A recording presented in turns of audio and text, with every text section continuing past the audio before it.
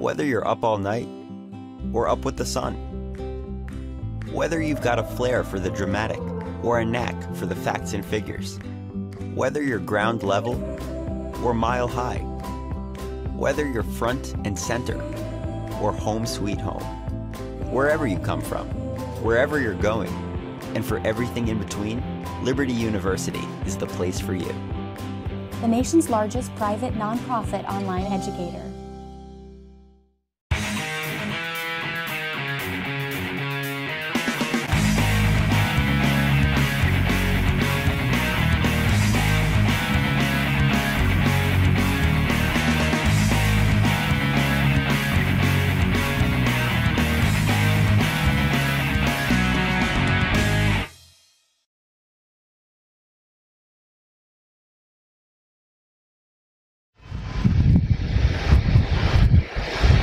My name is Uyen, and today I want to discuss why being fair doesn't work all the time.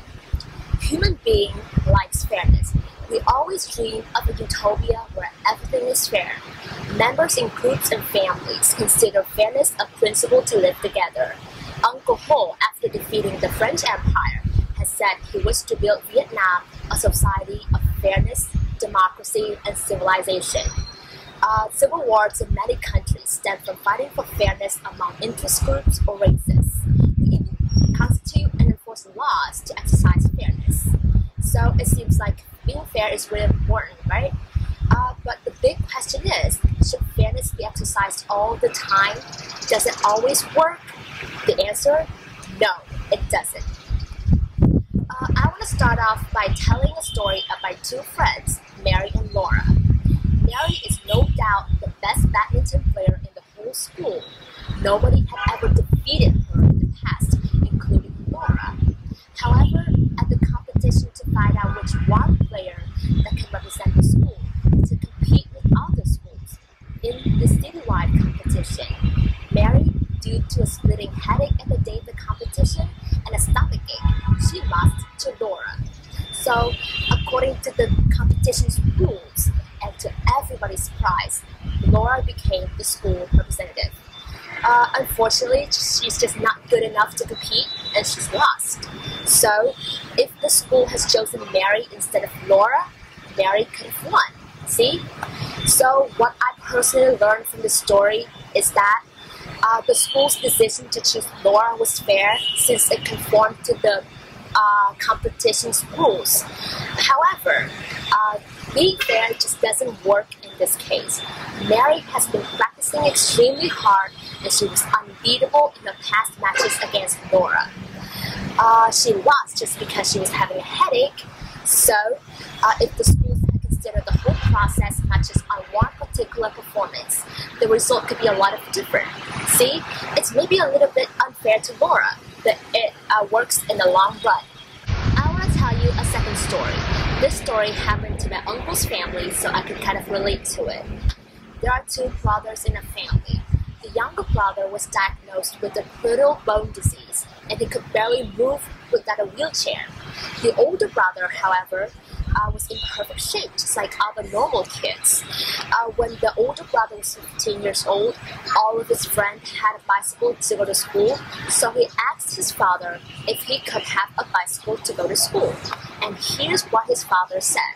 Listen, no, you're not going to have a bicycle. Look at your father. Look at your little brother. Have you ever thought that he will feel very self-insecure if he sees you riding a bicycle and he cannot? I want it to be fair to you too. He cannot ride a bike and neither can you. So the older brother listened to his father, obviously, but he felt very sad when he saw his fellow friends ride a bike to school. We can see through the story that the father tried to be fair to his two sons, but he failed to consider the fact that they are different from each other in terms of health conditions. Judging by the father's actions, fairness doesn't seem to be fair. It just doesn't work. So the two stories I've told you convey the message that fairness is built up on logics and governed by regulations and rules, but it requires us to apply one rule to everything, and sometimes it just doesn't work. Sometimes you have to consider external conditions, external circumstances, and adjust the decision. It may be a little bit unfair to someone, but it fits the situation. You don't have to be fair all the time. So let's talk about fairness on a larger scale. Life is not fair, right? It has never been fair. But I believe it should not be fair to anyone. If everybody was the same, life would be very monotonous. There would be no diversity. If everybody was equal, nobody would make any effort and determination. If we all thought the same way, we would never get new ideas. There would be no one dare to step up and break barriers and create something different.